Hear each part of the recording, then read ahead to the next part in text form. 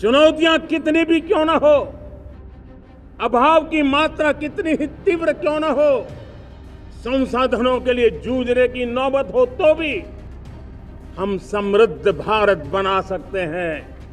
हम 2047 विकसित भारत का लक्ष्य प्राप्त कर सकते हैं।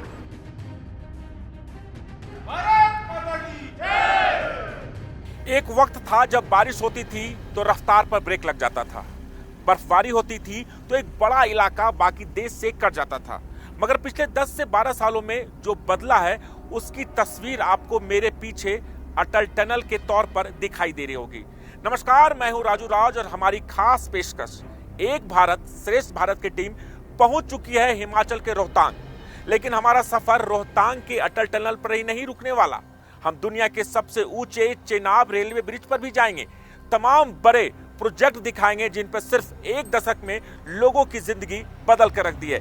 तो बने रहिए हमारे साथ। आसमान छूती इमारतें, सड़कों को चीरती रफ्तार, फ्लाईओवर्स का जाल और पहाड़ी सुरंगों से जन्नत का दीदार। आमतौर पर किसी विकसित देश की परिकल्पना इन्हीं पैरामीटर्स पर की जाती है। लेकिन सवाल यह कि जब प्रधानमंत्री नरेंद्र मोदी 2047 में समृद्ध भारत की बात करते हैं तो इस दिशा में उठाए जा रहे कदमों और योजनाओं को लोग किस तरह देखते हैं, ये जानने के लिए हमारी 4 टीमें 4 अलग अलग लोकेशंस की तरफ निकली। पहली टीम की कमान संभाली संवाददाता खालिद हुसैन ने, दूसरी टीम में थे राजू राज, तीसरी टीम की जिम्मेदारी रजत वोरा को दी गई, जबकि पिछले 10 से 12 साल में हुए बदलाव को देखने की चौथी जिम्मेदारी संवाददाता अंकुर त्यागी ने संभाली। 2047 के विकसित भारत को जानने का हमारा पहला पड़ाव बना लद्दाख के करगिल जिले का जोजिला पास, जो न केवल टूरिज्म के लिहाज से बल्कि सामरिक लिहाज से भी बेहद अहम है। इसके महत्व का अंदाजा इस बात से लगा लीजिए कि साल 1948 में पाकिस्तान ने अपने कबीलाई लड़ाकों की मदद से जोजिला पास पर कब्जा कर लिया था। अगर भारतीय सेना के जांबाज जवान 11,500 फीट की ऊंचाई पर टैंक नहीं ले जाते तो जोजिला पास को पाकिस्तान से मुक्त कराना मुश्किल हो जाता। सर्दी के सीजन में भारी बर्फबारी के कारण यह दर्रा देश के बाकी हिस्से से करीब 6 महीने के लिए कट जाता है, जिसका फायदा पाकिस्तान उठाने की कोशिश करता है। लेकिन पाकिस्तान भविष्य में दोबारा ऐसा न कर पाए, इसका परमानेंट इलाज है जोजिला टनल। 11,500 फीट की ऊंचाई पर जोजिला टनल दुनिया की सबसे लंबी टनल है। 13.15 किलोमीटर की लंबी ये single tube 2 way traffic tunnel है, जो दुनिया की एकमात्र ऐसी टनल है जो इतनी कठिन परिस्थितियों में बनाई गई है। मैं आपको बताऊं, लगभग 6,500 करोड़ की लागत से ये टनल जो है तैयार की गई है। डिफेंस के लिए इमरजेंसी में इस टनल को अब इस्तेमाल किया जा सकता है। हालांकि आम लोगों के लिए ये टनल अगले वर्ष दिसंबर तक जो है कंप्लीट होने की उम्मीद है। जोजिला टनल लेह लद्दाख को सीधे कश्मीर घाटी से जोड़ता है, इसलिए इस टनल को लद्दाख के लोगों की लाइफ लाइन माना जा रहा है। जोजिला टनल को बनाने वाले इंजीनियर भी मानते हैं कि प्रधानमंत्री मोदी के कार्यकाल में बनी इस टनल से लद्दाख की तस्वीर और तकदीर दोनों बदल जाएगी। ये सर का बहुत मेन प्रोजेक्ट है और बहुत प्राइम प्रोजेक्ट है हमारी कंट्री के लिए, और हमारे लिए बहुत ही गर्व की और सम्मान की बात है। बहुत ही स्ट्रेटजिक प्रोजेक्ट है ये।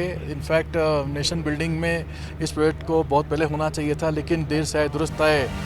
लद्दाख अब हर मौसम में सड़क मार्ग से पूरे देश के साथ जुड़ा रहेगा। इससे चीन पाकिस्तान बॉर्डर पर बहुत कम वक्त में हथियार और रसद पहुंचाई जा सकेगी। जिस 15 किलोमीटर के सफर में पहले 3 से 4 घंटे लगते थे, अब सिर्फ 15 मिनट लगेंगे। इससे पर्यटन बढ़ेगा, जिससे न केवल रोजगार मिलेगा बल्कि अर्थव्यवस्था भी बढ़ेगी।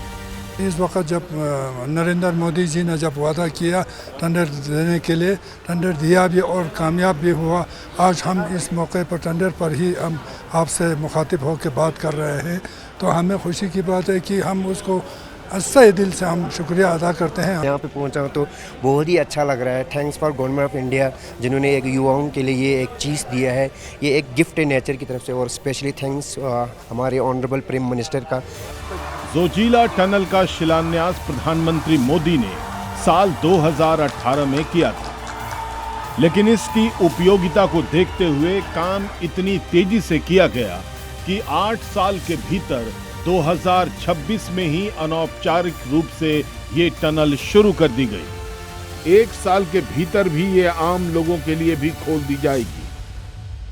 हमें लगता है कि इंशाल्लाह आने वाले वक्त में जब जोजिला टनल भी खुलेगी, टूरिस्ट बूस्ट होगा, टूरिस्ट बहुत सारे आएंगे।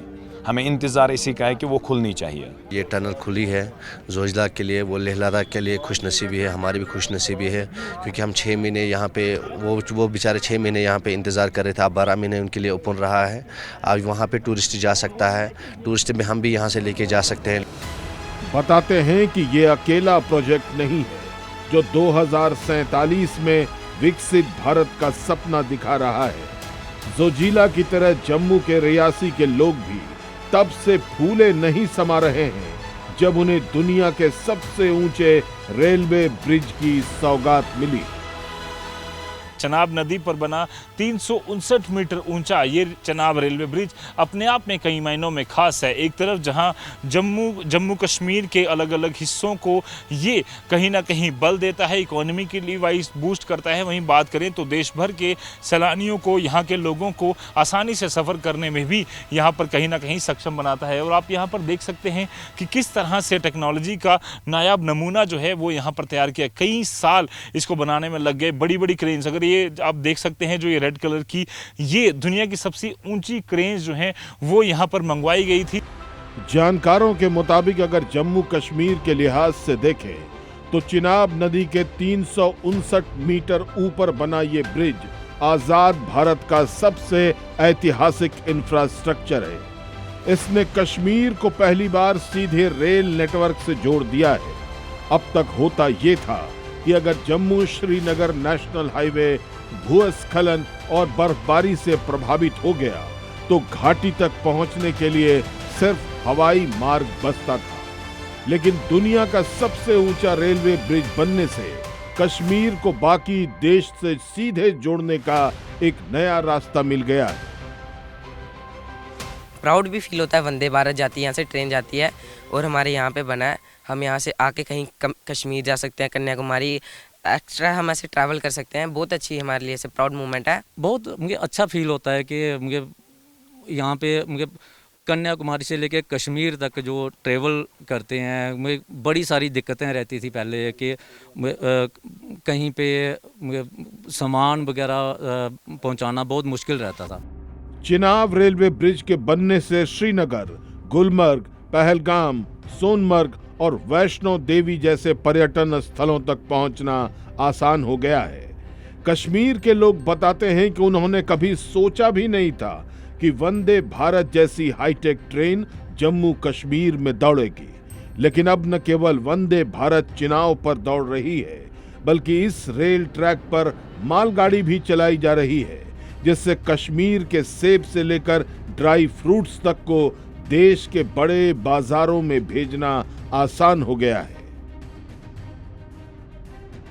आज आप देख सकते हैं कि किस तरह से मालगाड़ियां उसी ऐतिहासिक रेलवे ब्रिज के ऊपर से निकल रही हैं और इसमें वो सामान है जो कश्मीर के लोग, देश के लोग ज़रूरी सामान पहले बाकी किसी माध्यम से जो है भेजा करते थे, आज वो मालगाड़ी के जरिए जो है वो डायरेक्ट जा रहा है।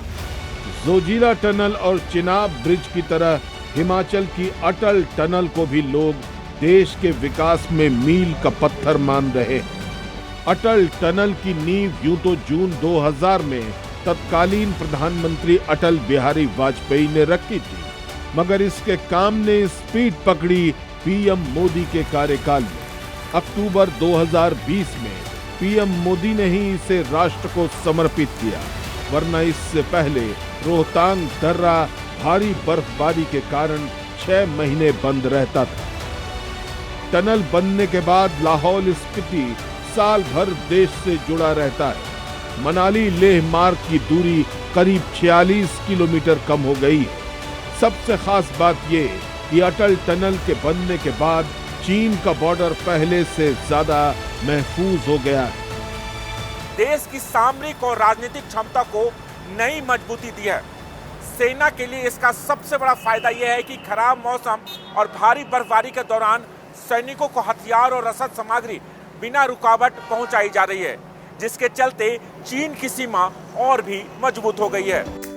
मनाली लेह मार्ग पर सफर करने वाले लोग सबसे ज्यादा इस बात से खुश हैं कि अटल टनल ने खराब मौसम के कारण होने वाले जोखिम को काफी हद तक कम कर दिया है।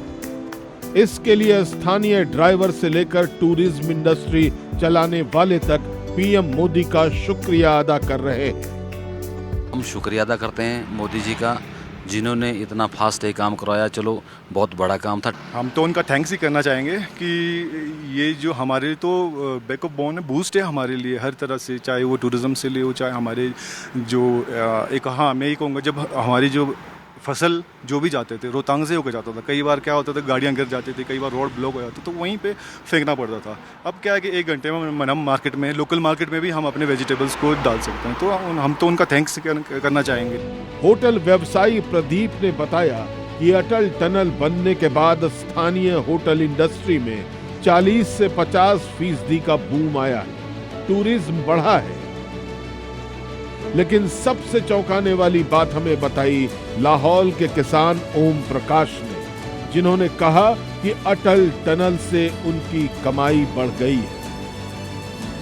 फिर आसानी से पहुंचने लगे, नहीं तो क्या होता, जैसे टनल नहीं था हमारे पास तो रोहतांग होके जाना पड़ता था। शाम को फिर एक दिन मनाली रुकना पड़ेगा, उसके अगले दिन तीसरे चौथे जाके जो दिल्ली की मंडी लगती थी, जिससे हमारे को अच्छे भाव नहीं मिलते थे। अब क्या होता है कि यहाँ से आज करें तो कल की मंडी दिल्ली की लग भी जाती है, तो ये पंजाब की मंडी डेली लगा सकते हैं हम। इससे जो हमारे को जो है पैसा जो है पहले के मुकाबले ज़्यादा मिलने लगे है। लोग भी मानते हैं कि पिछले 10 से 12 साल में न केवल बड़े इंफ्रास्ट्रक्चर प्रोजेक्ट बन रहे हैं, बल्कि तेजी से सड़कों का विस्तार भी किया जा रहा है। 2014 से पहले तक देश में नेशनल हाईवे की कुल लंबाई 91,000 किलोमीटर थी, जो 2025-26 तक बढ़कर 1.4 लाख किलोमीटर हो गई है। 2014 में रोजाना 12 किलोमीटर के करीब हाईवे बनते थे, जो बढ़कर 30 से 35 किलोमीटर प्रतिदिन हो गए। हमने इंफ्रास्ट्रक्चर का बजट 6 गुना से अधिक बढ़ा दिया है। अब योजनाओं को तेजी से पूरा करने पर जोर है। सरकार की सोच है कि जो इंफ्रास्ट्रक्चर विकसित किया जा रहा है, उनमें न केवल लोगों की सहूलियत का ध्यान रखा जा रहा है, बल्कि इसके जरिए ऐसी मिसाल कायम करने की कोशिश की जा रही है जो देश का कायाकल्प कर दे। ऐसे ही इंफ्रास्ट्रक्चर प्रोजेक्ट में एक है मुंबई से नवी मुंबई को जोड़ने वाला अटल सेतु। नवी मुंबई होते हुए आप चैम्बूर होते हुए वाशी टोल नाका, उसके बाद वाशी होते हुए नवी मुंबई पहुंचते थे, और इसमें ट्रैफिक की गहमा-गहमी के बीच में आपको 2 घंटे लग जाते थे। ये बात मैं आपसे 3 साल पुरानी कर रहा हूं, लेकिन आज साल 2026 में खड़े होकर ये मेरे पीछे आप एक मेगा स्ट्रक्चर देख रहे हैं, जिसको हम कहते हैं अटल सेतु, यानी ट्रांस हार्बर लिंक, जो मुंबई के जो शिवड़ी इलाके है उसको नवी मुंबई से सटे हुए रायगढ़ का जो इलाका है उसके नवाशेरा इलाके को जोड़ता है, और ये दूरी आप महज 15 से 20 मिनट में पूरी कर लेते हैं। अटल सेतु भारत का सबसे लंबा समुद्री पुल है। इसकी कुल लंबाई 21.8 किलोमीटर है। इसमें से 16.5 किलोमीटर तक ये पुल अरब सागर के ऊपर बना है, जो शिवरी को चिरले से जोड़ता है। इसके बनने के बाद लोगों को 3 फायदे हुए। मुंबई से नवी मुंबई के बीच 2 घंटे का सफर सिर्फ 20 मिनट में होने लगा। लोगों को अब ट्रैफिक जाम में नहीं फंसना पड़ता है। रास्ता छोटा होने से ईंधन की बचत भी होती है। ये रूट पे कब से आ रहे हैं? ये ट्रांस हार्बर लिंक की जो है अटल सेतु पे कब से आ रहे हैं आप? मैं साल भर से। साल भर से? पहले कैसे जाते थे आप? पहले मानखुद होके जाते थे। मानखुद होके? पहले कितना टाइम लगता था?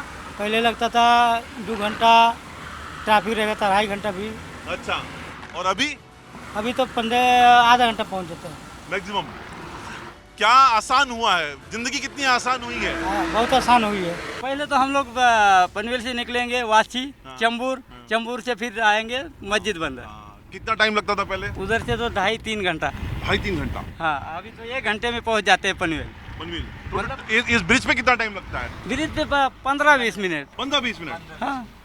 तो जब पहली बार जब गाड़ी चलाए थे तब कैसा अनुभव हुआ था? अभी तो सुकून है। साल 2024 जब इसका इनॉग्रेशन नहीं हुआ था, उससे पहले मुंबई आने का अनुभव कैसा होता था आपका? नहीं, ये अटल सेतु से पहले आने का अनुभव इतना डेंजर था कि आने के लिए जितना टाइम लगता था अभी उससे तकरीबन आधा पौन घंटा तो कम लगता है। अटल सेतु बनने से महाराष्ट्र की इकॉनमी में भी बूम आया है। इसके बनने से जवाहरलाल नेहरू पोर्ट और मुंबई क्षेत्र के बीच माल ढुलाई तेज हुई है।